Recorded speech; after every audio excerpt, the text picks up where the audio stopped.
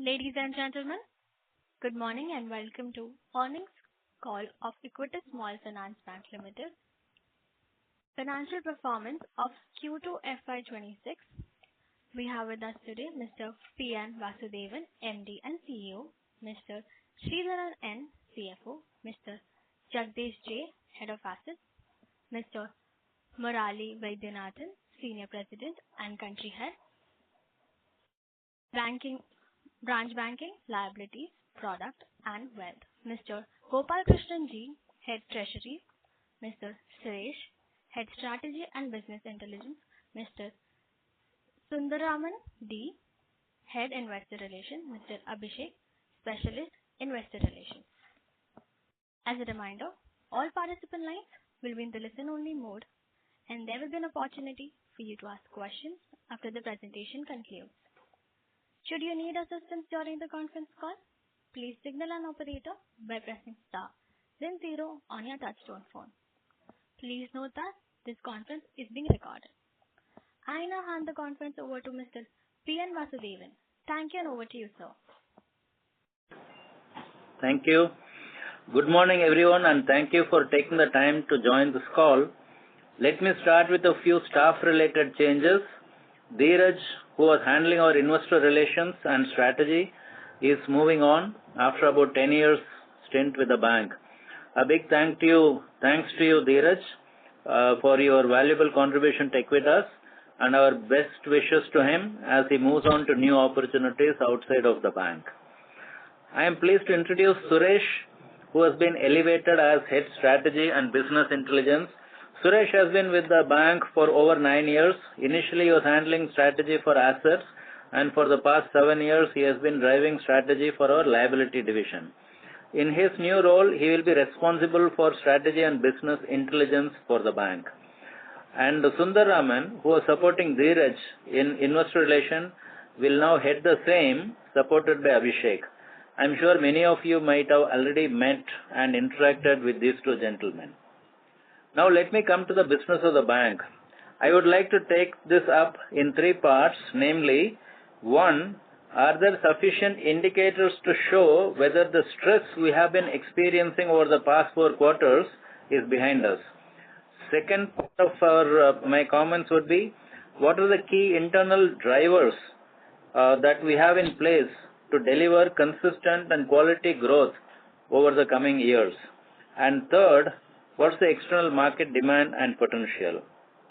Let me take up the first part, namely whether there are sufficient indicators to show whether we are out of the stress seen in the recent past.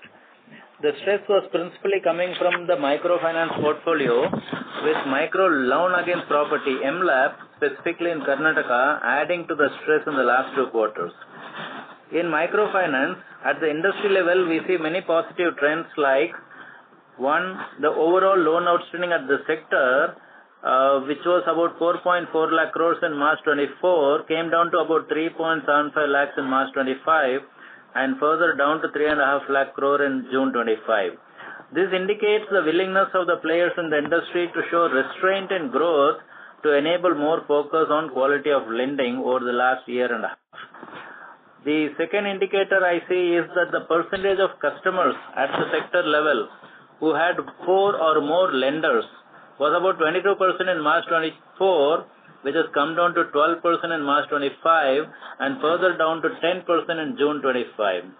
And lastly, the collection efficiencies reported by almost all players have shown market improvement over the last few months, including in the state of Karnataka.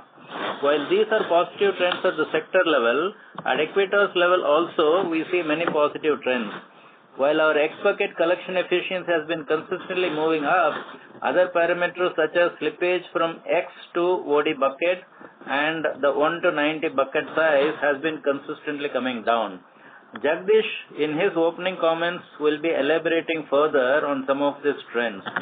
In sum, we believe that the stress in microfinance, both at the sector level and at our bank level, has come down to a very acceptable level, and we expect this product to trend towards normal levels of profitability from the 4th quarter of this financial year. As far as the stress in MLAP is concerned, It was a two-quarter issue that we saw largely coming in Karnataka as a fallout of certain localized events. We now see the trend reversing in October month. We now see the trend reversing with October month seeing the best collection efficiency. Given that these are basically secured loans with very low to middling LTV, while there could be a timing factor on NPA and provision, the ultimate loss is likely to be low. Historically, for your information, our loss given default from small business loan is practically nil, given that our recovery from GNPA from small business loans is about 105% of the principal. Now I move on to the second part of my opening remarks, namely, what are the internal drivers which we believe we have in place which would help us pursue robust growth in the coming years. As can be seen in our investor presentation, the CAGR of advances for the past 3 years ending March 25 is about 23% and deposits, the CAGR for the last 3 years is about 30%. Over the last 20 years of Equitas in existence, we have recorded an over 20% growth in almost all the years except for a few years which had some black swan events during that time. In terms of drivers, our product range in the asset side is fully in place, be it small business loans, vehicle finance or affordable housing finance. As mentioned in the first quarter investor call, we are strengthening the distribution of these products both in terms of strengthening the sales and collections team and making the products available in more of the existing branches. Jagdish would again give an idea on this. Gold loan, which was the only product absent for a long time in Equitas, we commenced that in over 200 liability branches recently and have built a book of about 400 crores. We are now going to introduce this in about 50 asset branches and over the next few quarters, this will be made available in most of the asset branches also, finally giving a fillip to our gold loan book. On deposits, over the past 9 years, we have put in place almost all the products and services that a typical depositor may look for from a bank. Having done this, we believe we are in a position to engage depositors meaningfully over a wider range of products and services, strengthening the relationship in the process and enabling us to reduce our interest rates over time. Murli will talk about the rate reductions that we have been carrying out and its impact on the cost of funds and also his strategy on deposit mobilization to support the overall bank's growth. I now come to the last part of my opening remark, namely the market potential and demand. As per a recent RBI report, the overall banking sector's credit exposure to the MSME segment in the country is about 32 lakh crores. This is as of March 25. Out of this, the banking sector's disbursement, I am saying disbursement to new to credit, NTC, MSMEs, for the last year, which is the year 24-25, is about 1.7 lakh crores. Okay, I repeat that. The overall banking credit exposure to the MSME sector in the country is about 32 lakh crores and last financial year, the disbursement to NTC, MSME units, by the entire sector put together was 1.7 lakh crores. Out of the above, Equitas contributes about 0.7% of the overall credit exposure to the MSME segment in the country. However, when it comes to new to credit disbursement for the year 24-25, our disbursement represents about 5% of the total banking sector's disbursement, clearly showing our dominant presence in the NTC MSME segment. Further, SIDBI has published a report titled Understanding Indian MSME Sector Progress and Challenges on May 13, 2025. In this report, SIDBI estimates the total unmet credit demand from the MSME borrowers in the country to be about 30 lakh crore, which is almost the same size as the current banking sector's total exposure to the MSME sector. Similarly, there are reports indicating equal levels of unmet credit demand in the affordable housing finance sector also. The segments in which Equitas operates, as can be seen above, has a very high level of unmet demand and potential.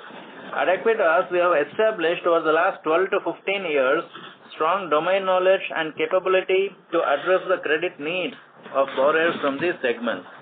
combining the internal drivers that we have already put in place over the last decade and more, and the external demand and potential, we believe Equitas is best placed to deliver consistent and high quality growth over the coming years.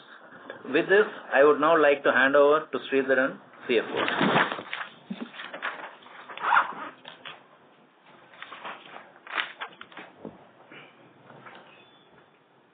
Good morning, everyone.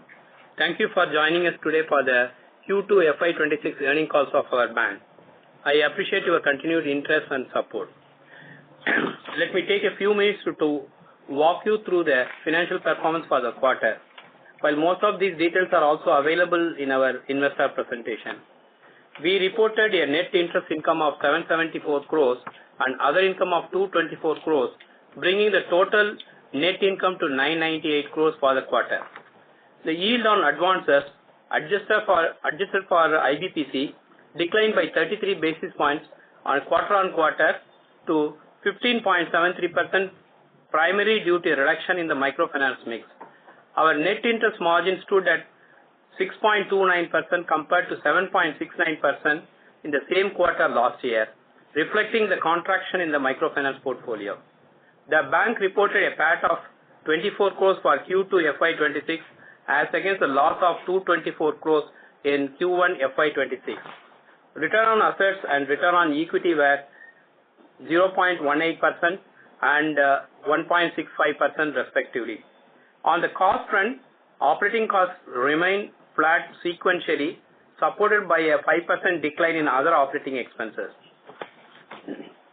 In terms of asset quality, gross NPA remains stable at 2.82% and net NPA 0.95%, and credit costs have significantly improved to 2.16% in Q2 FY26 from 6.48% in Q1 FY26 and 3.72% in Q2 FY25. Our provision coverage ratio remains healthy at 66.93%, and we expect the credit cost to taper down by Q4 FY26. During the quarter, we have sold 216 crores of NP assets from our secured portfolio to an ARC, Asset Reconstruction Company. Moving to the advances book, gross advances grew 9% year-on-year to 39,123 crores. While the microfinance portfolio contracted by 40%, our non-MFI book grew by 17% Y-on-Y, led by 17% growth in small business loans and 43% growth in used car finance. Disbursement for the quarter stood at 5,380 crores with strong momentum in secured segment. On the liability side, total deposit grew 11% Y-on-Y to 44,094 crores. Our CASA ratio remains stable at 31%, and retail deposits now constitute 75% of our total deposit base. As of September 30th, 2025, our capital adequacy ratio stood at 20.74%. In July 25, we successfully raised the second tranche of 500 crores in Tier 2 capital, further strengthening our capital position. With this, I hand over to Mr. Jagdish.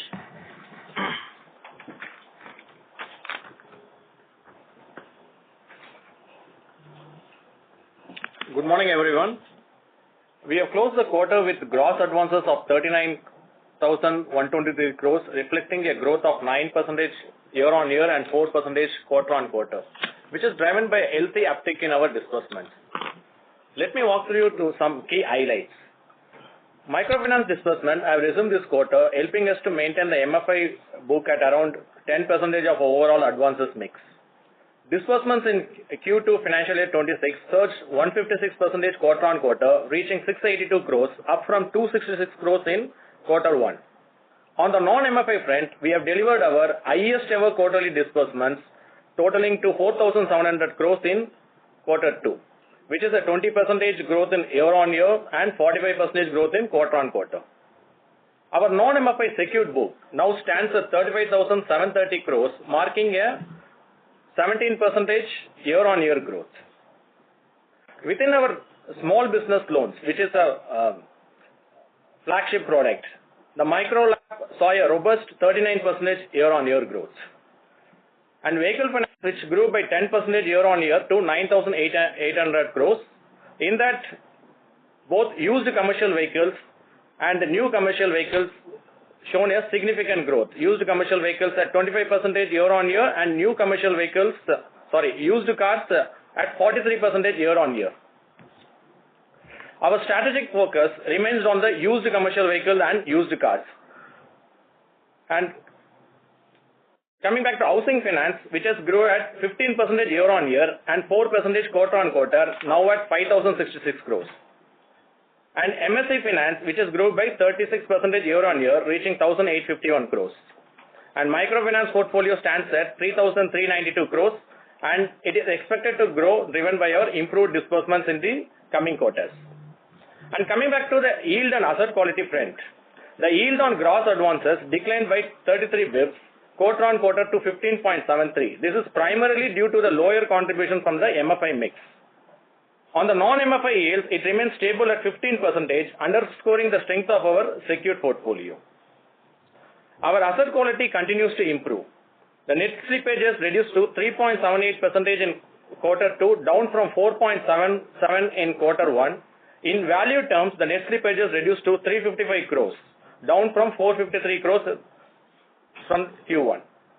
The credit costs show a sharp improvement to 2.16 compared to 6.48 in Q1 and 3.72 in quarter 2 financial year 25. On non-MFI credit cost, which stands at 1.01%. And coming back to the microfinance, where the stress, what we have been seeing in the past 3 to 4 quarters, which is coming to the normalcy, where I would like to point out certain trends on the microfinance performance. Our expected resolution in Q1 is at 98%. And as on September, it has improved to 98.6. And the last 6 months disbursements, if you look at our expected resolution, is at 99.52. And the book of the last 6 months disbursement is close to 27%. The more important indicator is on the fresh overdues, which has been flowing into the delinquency bucket. In the month of April, we have a fresh OD of 97 crores. But in the month of September, our fresh OD flow is only 30 crores. And in the month of October, it drops down to further to 24 crores. So these are the indicators which shows that in the coming quarters, we can see the normalcy in microfinance. In addition to that, we also covered CGFMU of 27% on our overall book, which will increase to 50% by Q3. And we are looking at a growth of close to 15 to 16% in the current financial year, and looking forward for a growth of 20% on the next financial year. And there are certain strategic initiatives which we have taken on various products, which I will give a brief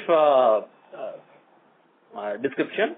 In vehicle finance, the used car segment, which has been growing at 43%, we further want to grow at an higher rate by focusing on 100 high potential existing branches, with ensuring focused execution and accelerated growth. And AHF, the affordable housing, currently we are operating at only at 70 branches. And in Q3, we are expanding to the additional 30 existing asset branches in Tier 2 to Tier 5 towns. And further expansion of 120 branches will be done in the next financial year. As MD pointed out, gold loan we are going to offer in our 50 asset branches in H2 financial year 26, and another 150 branches we will be adding in the next financial year from our existing set of asset branches. So with all these initiatives, we can look at a growth of 20 plus year-on-year growth from the next financial year. Thank you. I will hand it over to Mr. Murali.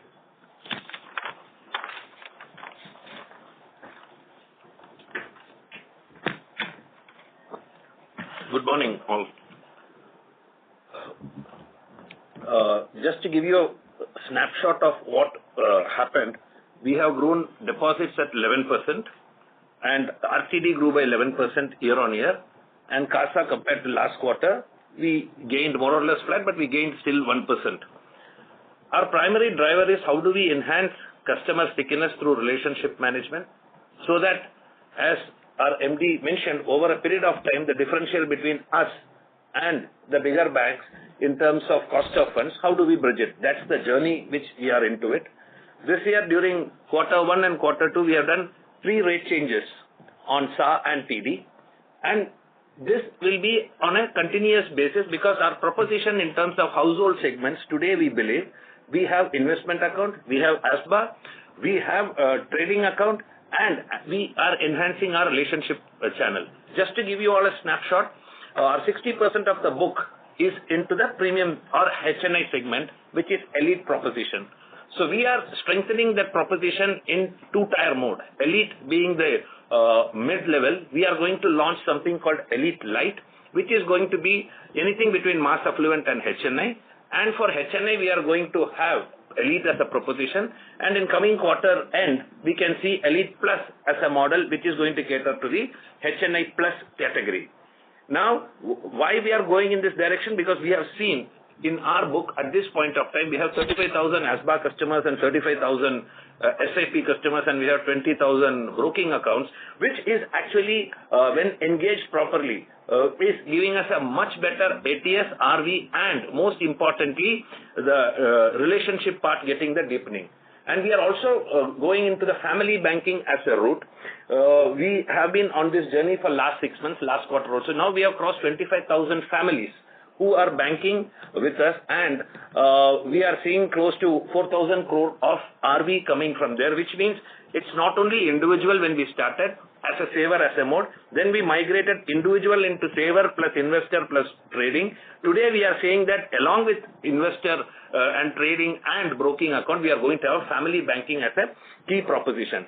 With Elite Plus and Elite Light coming in, this is going to be one primary driver where multiple products and absolute yield at the customer level is going to only enhance because the bouquet of products through the relationship management and virtual RM is given. This is one approach. Second approach, if you've seen in our presentation, is NR segment. Now that AD1, FCNR and inward remittance, which has gone live, outward and prepaid forex should be in next 3 months gap. We will have the entire suite of products for NR.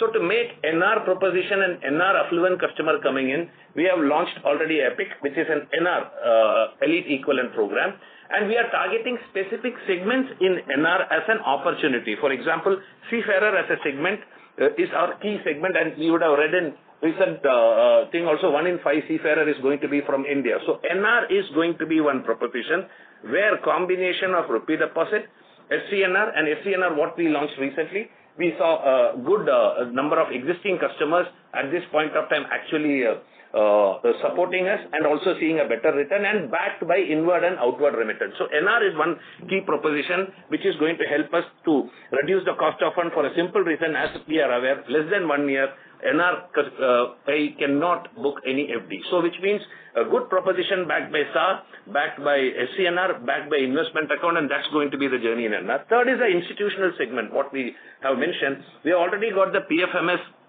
and SNA live, and we are looking at empanelments. We have 3 or 4 empanelments, and we are going to go deeper. So this 3 is going to be a very major approach along with our current account as a proposition.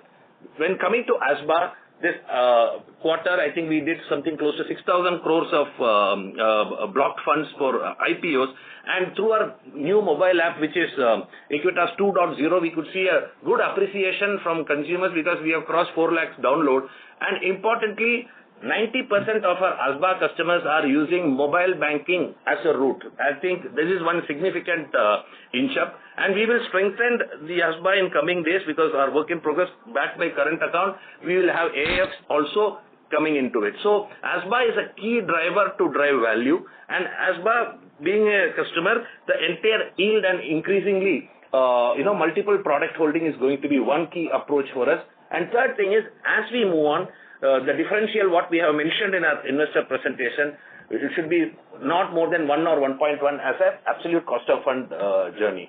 So with that note, I hand it over to Gopi, who will give you some treasury insights.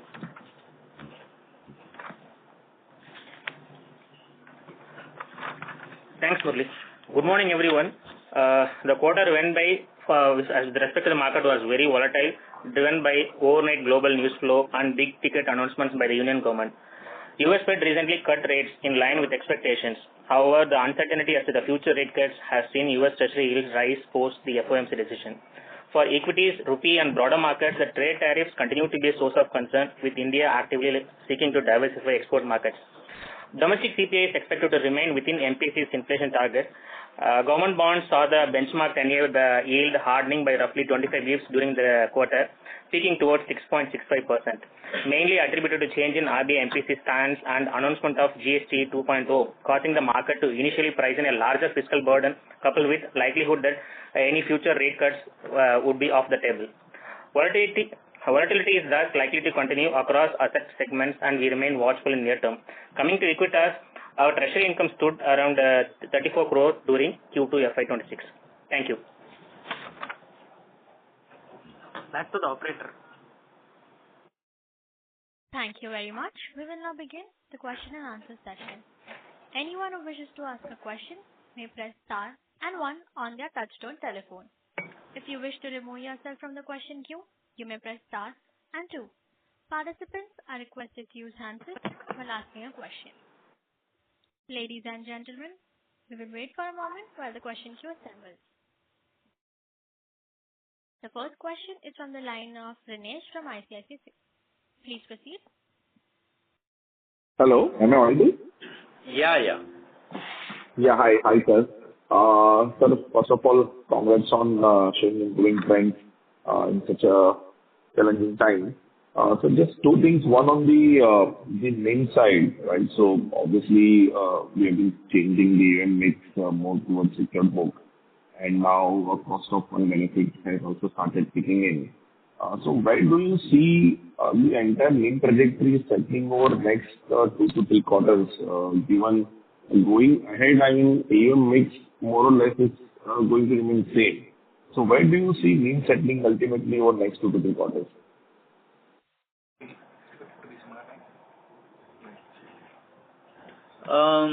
See, actually, we had a drop in NIM in the second quarter. It's been a consistent drop for the last few quarters, but the second quarter drop was largely contributed by the average microfinance portfolio outstanding coming down between the first and second quarter on a Q-on-Q basis.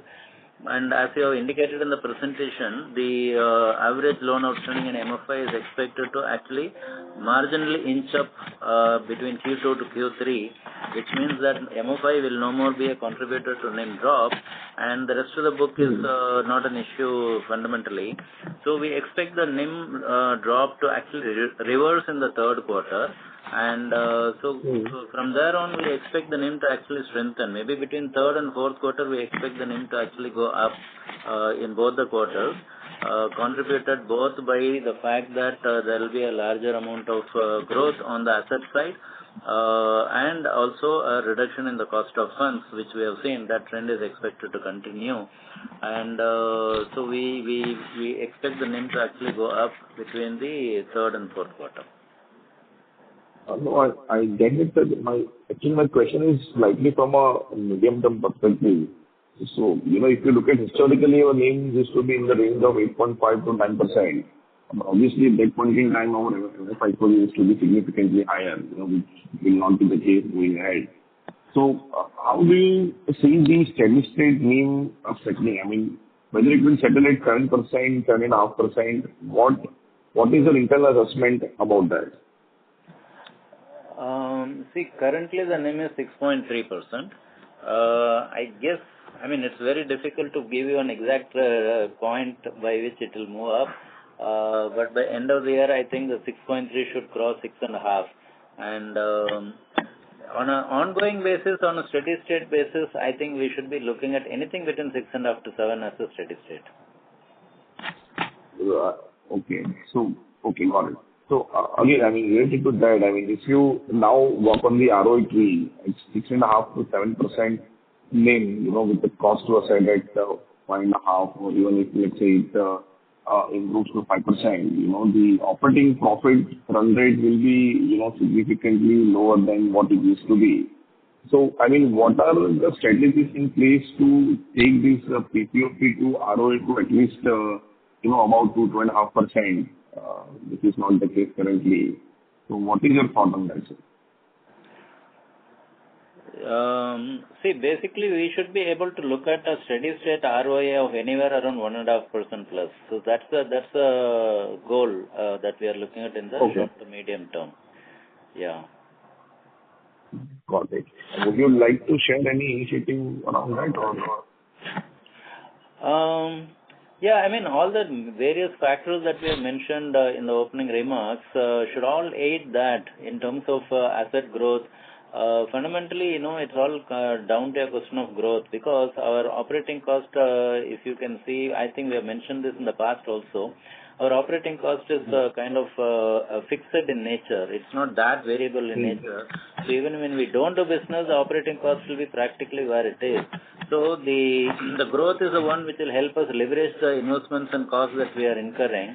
And the growth, as the growth comes back, when we start doing a 20% plus growth, then you will see that the cost leveraging is really starting to, support in terms of the PPOP, levels.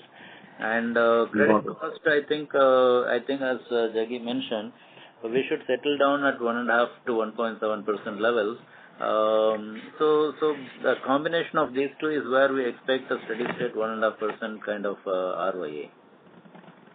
Got it. Okay. That's it, sir, and best of luck. Thank you, Ramesh. Thank you.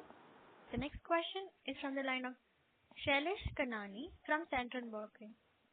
Please proceed. Yeah, good morning again. Shailesh, your line is breaking. Yeah, is this better now? Yes. Yeah. Hello? Yes, now we can. Is it better now? Yeah. Yeah, thanks. Yeah, so my first question is with respect to net slippages. We have seen a Q1Q improvement, but going ahead, how are we seeing the trends over there? Shailesh, this is Jagdish. If you look at the net slippages, it's going down, and even in Q3, we can see the further net slippages will come down both in MFI as well as on the non-MFI. And we might expect our normalcy both in MF and non-MF from Q4 onwards. But compared to Q3 or Q2, Q3 net slippages will be further reduced. Because Sir? Yeah, please. Yeah, please continue. Because the trends which I have clearly indicated on the ex-bucket efficiency and the fresh OD, because even in the MF, if you look at in the month of September, our fresh OD flow is only something like around 30 crores. We used to have a resolution of close to 40% on the delinquency bucket, 60% flow will be there. Whereas in the month of October, it's only some 24-25 crores. So on a whole, maybe even if you look at the worst state, maybe in the Q4 or in the next financial year, annualized will not be more than 170 to 180 crores, which is closer to something like a 4% credit cost for the microfinance. And non-MFI, if you look at the trend itself, the Tamil Nadu ex-bucket efficiency, whether if you look at in the major book of SBL, which is always at 99.2 to 99.3, and even Karnataka, which has started to reverse the trend and almost came closer to 99%. So the net slippages in even in the non-MFI book will further get reduced. Yeah, just to extend on that, the reason I was wondering is that because is there any impact on the non-MFI book what we are seeing in with respect to US tariffs and our concentration in that region? So any impact what we are that on our asset quality? No, nothing major. We don't see any kind of impact due to the tariffs or anything, because the slippages is majorly on our small business loans majorly from the Karnataka state, because the small business loan is basically the customers who are NTC and NTB, which do not have any effect related to tariffs. Okay, fair enough. So my second question with respect to if you can provide this breakup of the gross slippage in terms of MF, non-MFI.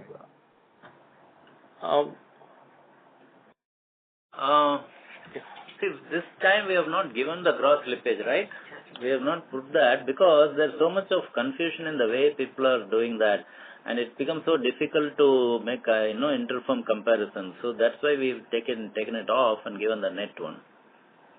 Okay. Okay. And sir, if you can throw some light on the ARC sale, this secured book which we have sold, it was provided, what was the impact on P&L of that, and in terms of other details of it?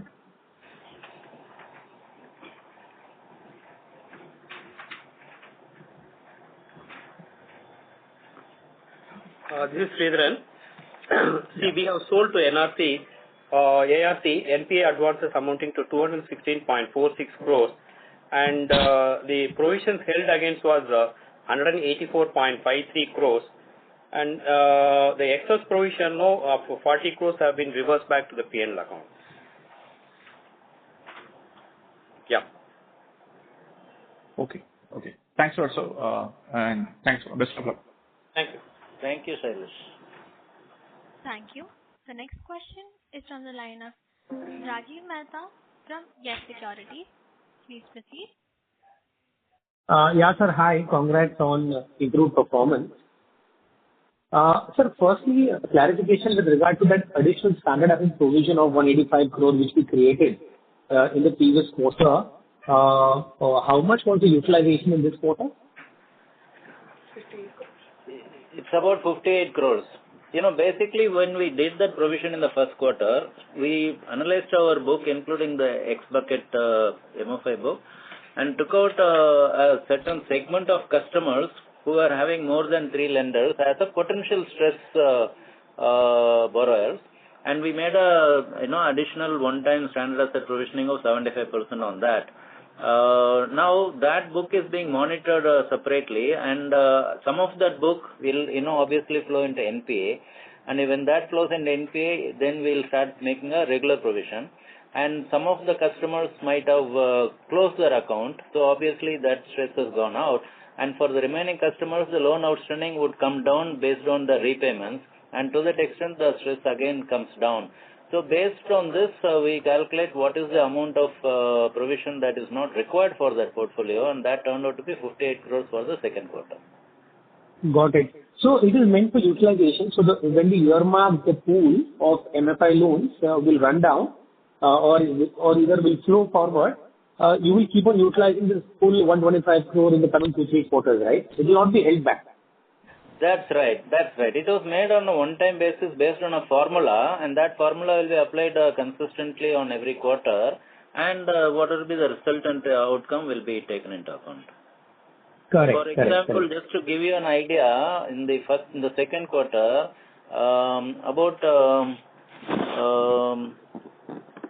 totally about 78 crores.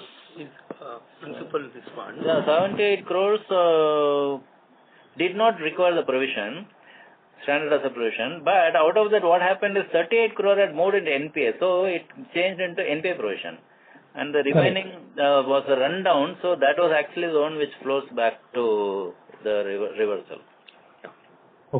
Okay. And this, sir, this excess provision of 40 odd crore which you reversed regarding ARC sale, but did you receive cash for the remaining amount or was it SR, and which may have then get provided? We received cash also actually. See, the thing is that we have received a cash of Series A of 62 and 10 crores, 72 crores we have received the cash actually against the valuation of 176 crores. Sorry, can you just repeat the amount, sir? Cash? Cash of 62 crores and 72 crores will be received. That is 62 crores Series A and Series B of 10 crores. Okay. Yeah, and just one last thing with regard to net slippages in the non-MFI book, which has come down from 223 crore to 177 crore. Possible to share product level breakup, specifically how the MLAP net slippages came down, how the used CV net slippages came down? Do we have it now? If you have it, you can share it right away. You don't have? Okay, so we don't have that just right now, but what we'll do is that next quarter when we make this presentation, we'll keep this in mind and try and give you the breakup. Perfect, sir. Thank you and best of luck. Sure. Thank you. Thank you. The next question is from the line of Shripal Doshi from Equitas. Please proceed. Hi, sir. Thank you for giving me the opportunity. My question was pertaining to MFI space. So since the MFI landscape is now stabilizing and also seeing disbursements reviving, as a strategy, will we also look forward to increasing the share in the overall loan book, which earlier we were anticipating at like 7-8% or 8-9%, with the sector seeing revival or stabilizing at least. So should we also expect that we will also see some increase in the share, or will it still be capped at 10%? Our overall strategy as far as the MFI book, we want to keep it at around between 8 to 10%. So we will be only moving towards that. It's not that we will be increasing further on the overall composition. We are comfortable to keeping at 10% on the overall mix because the book also will be overall advances book also will be growing. Okay. Got it. The second question was on the huge CV category. So that segment for us has seen a decent growth of almost 24% on a Y&Y basis. Of course, the base is small, but still the growth is decent. Are we expecting any impact of this revised GST rate on our incremental growth for the segment at large? No, if you look at normally our used CV, where we used to fund close to at least vehicles with a vintage of at least a 5-year-old, more than 5-year-old vehicle. Even our book stands at close to above 6 years would be close to 75% of the book. Okay, so the GST impact will be applicable mostly in the vehicles which are at the earlier stages.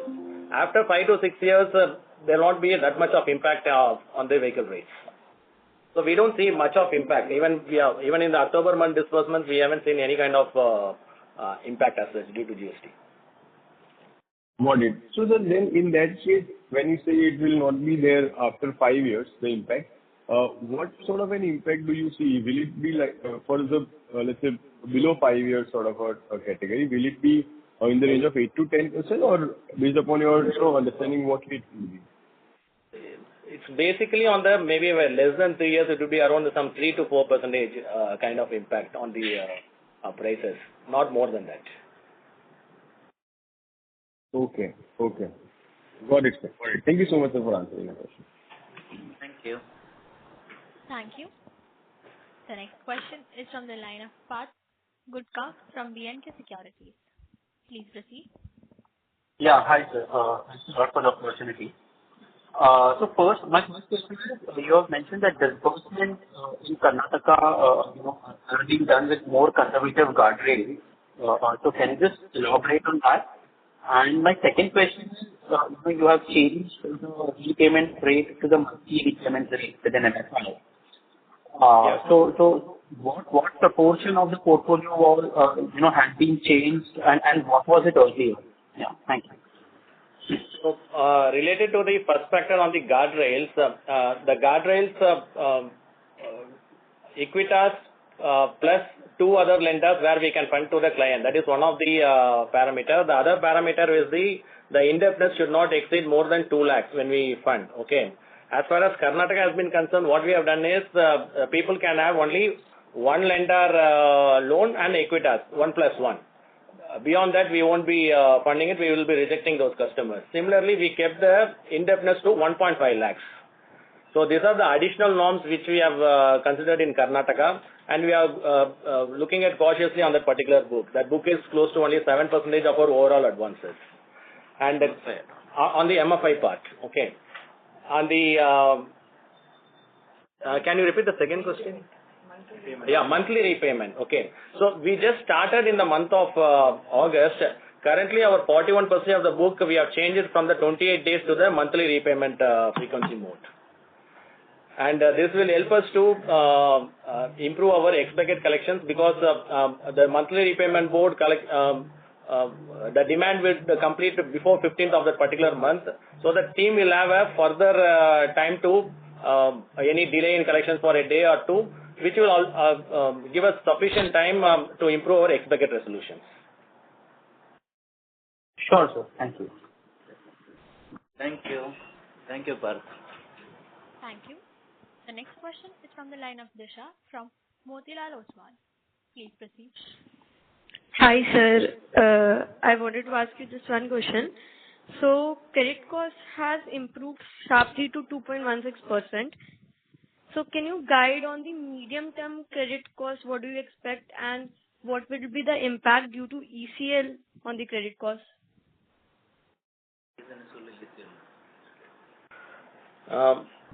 So credit cost on the short to medium term, what we are looking at something close to between 1.5 to 1.7 going forward. Because the maximum impact, which is in the current, the credit cost on MFI is close to something like a 13%. As I said, the forward flow from the fresh OD has come down drastically. So considering that, even at Q3, we are looking at slippages in MF would be much more lower, okay. And non-MFI also, as we said, that the major impact due to the Karnataka, which is getting improved. So the slippages, once it comes down even in Q3 compared to that, so we are looking at a credit cost of close to between 1.5 to 1.7 in the short to medium term. Regarding second question on the ECL, see, the draft guidelines have been issued by Reserve Bank of India. As of now, it is not applicable to SOB. But however, in case we apply for the universal bank license and becomes applicable, we have worked out on the basis of September 30th figure. In fact, our present NPA provision is much higher than the ECL provision, and it has a positive impact actually. Okay. Okay, sir. Thank you. The next question is from the line of Bhavik Shah from InCred Capital. Please proceed. Hi, sir. Thanks for the opportunity. Just wanted to check, have we taken any price actions like the disbursement yields in used CV, used car, SBL, Microlab, this quarter versus maybe last quarter or quarter earlier? Can you repeat the question? We are not. Sir, have you taken any price actions, that is disbursement yields? How have they panned out this quarter versus last quarter in used CV, used car, SBL and MLAP segment?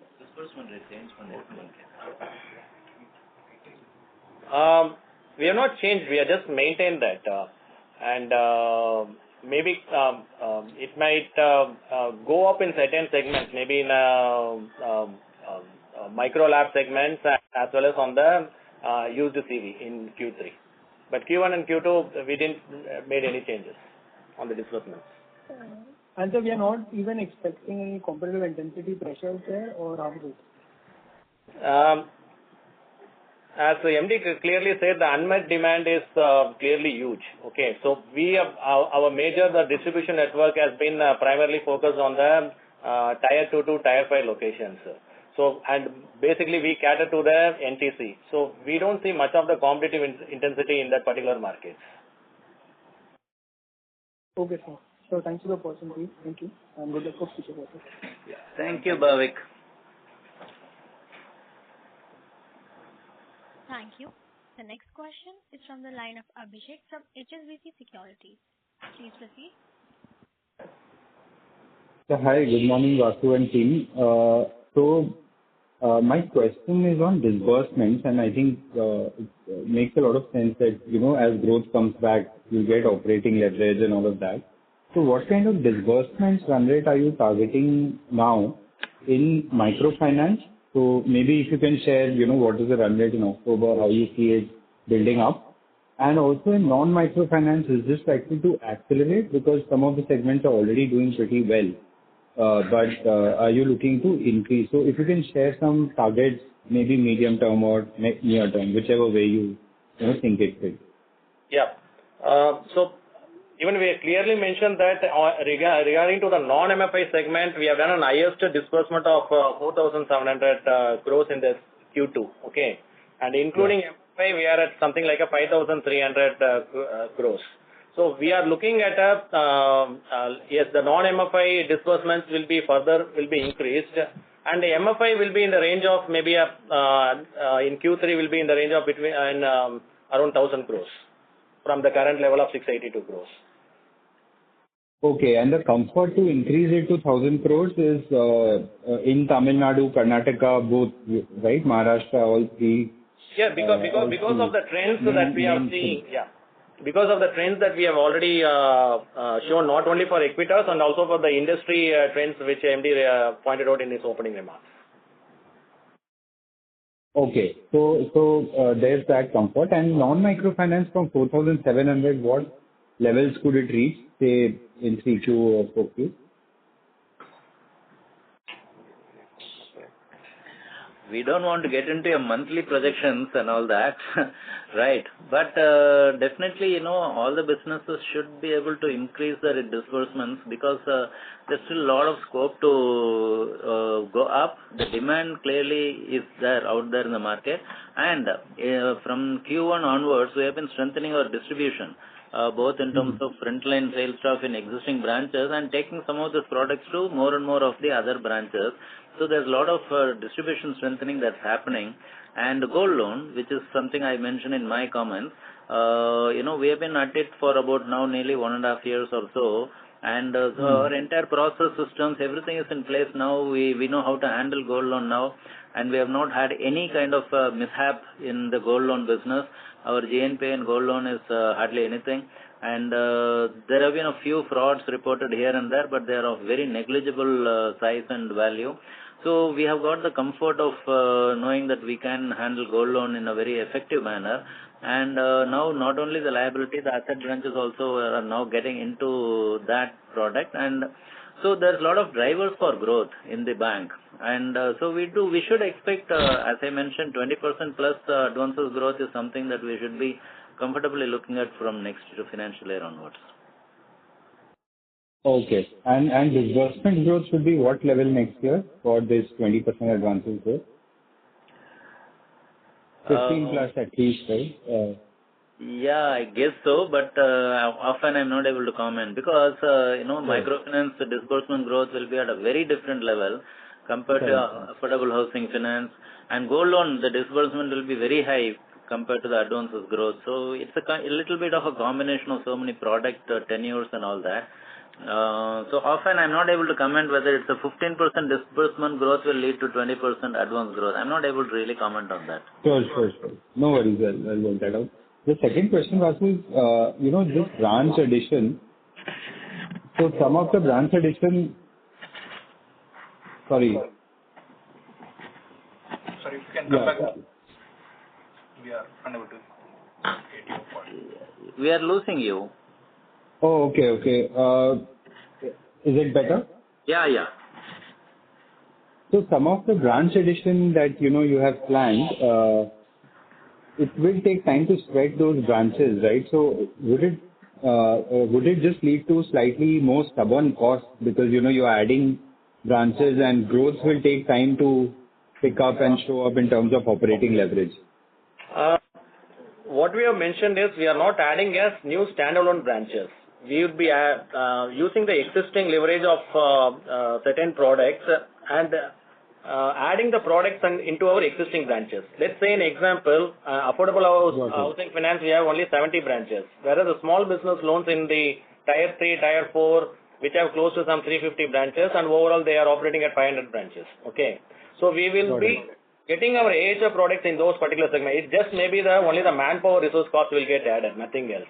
Plus we can able to rationalize our other supporting functions. So the incremental cost will not be that much compared to the income that we'll be generating by getting into those branches. Similarly, the vehicle finance also, it will get operated in the same set of branches. Only thing, we will put up a dedicated team for the used car. Got it. Thank you so much and all the best. Thank you. Thank you, Abhishek. Thank you. Ladies and gentlemen, In order to ensure that the management is able to address questions from all participants in the conference, please limit your questions to two per participant. The next question is from the line of Darshan from Invest Group. Please proceed. Yeah. Thank you for the opportunity. Firstly, appreciate the management commentary. It's very positive. Regarding the gold loan product that we are launching from the asset branches, just want to know what is the yield of that product? What's the what? Yield.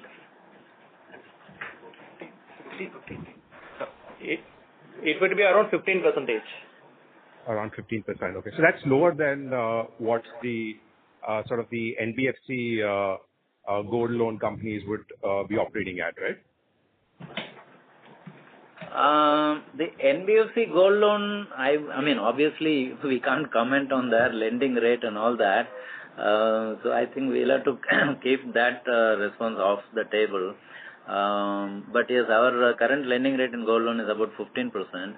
It's a average rate. It's not 15 flat for all customers. It also depends on the size of the loan and also in terms of the profile of the borrower. But on an average, we are currently getting 15%. No, so this 15% is only for the asset side, right? Not including the liability side. The liability rate, I'm assuming, would be on the lower side. The asset branch would be on the higher side, right? See, presently we are offering it predominantly to only liability customers. That's why the yield is 15% because our ATS is 2.5 lakhs. If you see, as the multiple divisions and departments start selling, there will be multiple bracketed customer. Less than say 50,000 to 1 lakh is different yield. 1 lakh to 2 lakh is different, and greater than 2.5 lakh is different. So our ATS today is 2.5 lakh because it is sold as a cross sell to our liability customer. And that's why this yield is at 15%. So as we open up, we'll have bucketed, and a portfolio level approach. Got it. No, so that makes sense. So it'll be market priced, basically. Yeah. And the second question was, going back to a question that one of the participants asked on, the TPO P2 assets and hence the ROA to assets.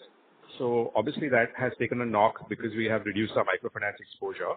As we get more confidence on the microfinance industry bouncing back and the various players, sort of observing the rules, would we be open to perhaps increasing our microfinance exposure so that we are able to hit our NIM targets as well as, our ROA targets?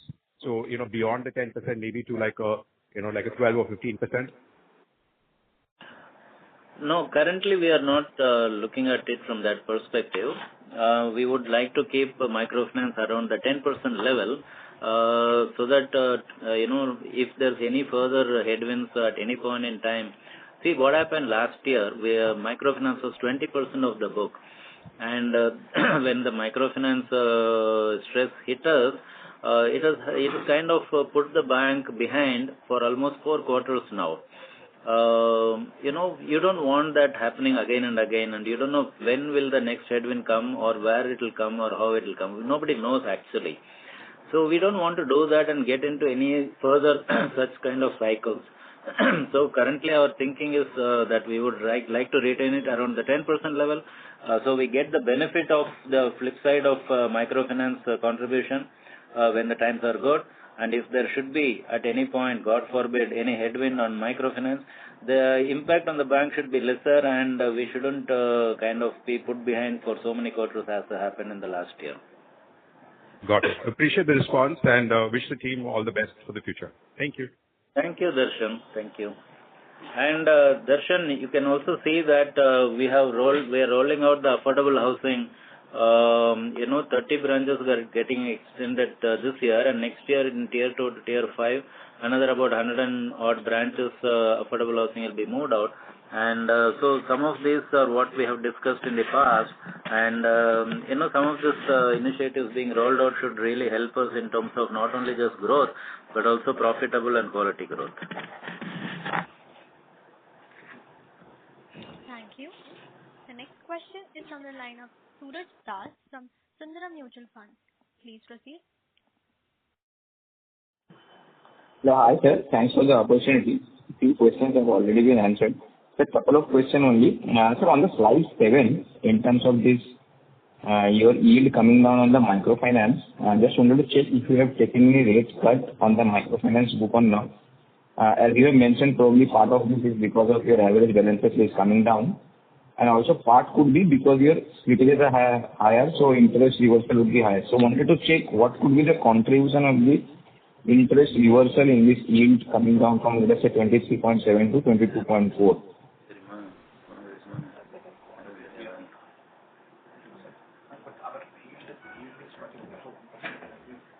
So basically, we have not reduced the lending rate in microfinance in the last quarter, but the yield coming down marginally is largely a reflection of the slippages, the reversal of income on NPA. And as Jaggi mentioned, the flow from X bucket to OD bucket has been coming down consistently month after month. So over time, the net slippages into NPA and microfinance should come down. And when that happens, maybe we'll see the yield kind of plateauing out, because on the lending rate side, there has been no change. Yes, sir. Perfect. So probably it will go back to where it was once the slippage is under control. Understood. That's right. The second question is on the slide 23 and 26. Just wanted to check on the slide 26. It says that your minimum provision on the secured book is 27%. And then it goes up as and when the NPA and vintage increases. But your SBL PCR has come down below 27. So just wanted to check if you have changed anything provisional policy side or not. This Sridharan here. This is because of the ARC stage. Hello. Okay. So you are saying it is because of ARC sales, so next couple of quarters we'll see the PCR on the... Yeah. The provision of, it had a 85.25% which I said at the beginning, which has been moved out, no? So this has come down actually. No, the question is asking is that the minimum provision in small business loan for secured loans is 27% as per our IRAC provisioning norm. Minimum is 27, but here we are having only 25. How is that? That's what he is asking. That's the full coverage of... see, that minimum, the bracket which is given is full on the overall portfolio. In the SBL, we have sold most of the cases from D2, D1 and... minimum is 27. Correct, sir. Minimum is for CV everyone, sir. CV has a D1 and more than 100%, sir. Okay, so what she is saying is substandard. When we say on page number 26, when we are saying 27%, that substandard secure 27 is not only for SBL, it includes vehicles also. In vehicles, substandard has a higher level of provision compared to SBL. So that's why it is 27 at the bank level, whereas at a product level, it will vary. Okay, perfect. Understood. Right. Even I understood. And sure, sir. And sir, on the housing, I think last quarter the PCR was 47. This quarter it has come at 27.9 or 28. Again, I mean, is this because the last quarter the standards of provision that you created was sitting in housing finance segment? Now this quarter probably you have reversed it, or I mean, there could be other reasons. No, there is some amount of see, all this are an impact of the ARC sale, because typically the ARC sale includes the higher DPD NPA, and that's why you will see this difference. Okay. So the ARC sale has been largely on the SBL and probably the micro lab segment, micro housing segment, right? That's right. Sure, sir. Understood, sir. Thank you so much. That's all from my side. Thank you. Thank you. Ladies and gentlemen, that was the last question for today. I would now like to hand the conference over to Mr. P.N. Vasudevan for his closing comments. Over to you, sir. Thank you. Thanks all of you for joining in and taking us through all your questions and enabling us to understand better what we are doing. And as we mentioned earlier, we believe that we are the entire stress of the last 3-4 quarters is behind us, and let's look forward to a good performance going forward. Thank you. Thank you. On behalf of Equitas Finance Bank Limited, we conclude today's conference. Thank you for joining us, and you may now disconnect your line.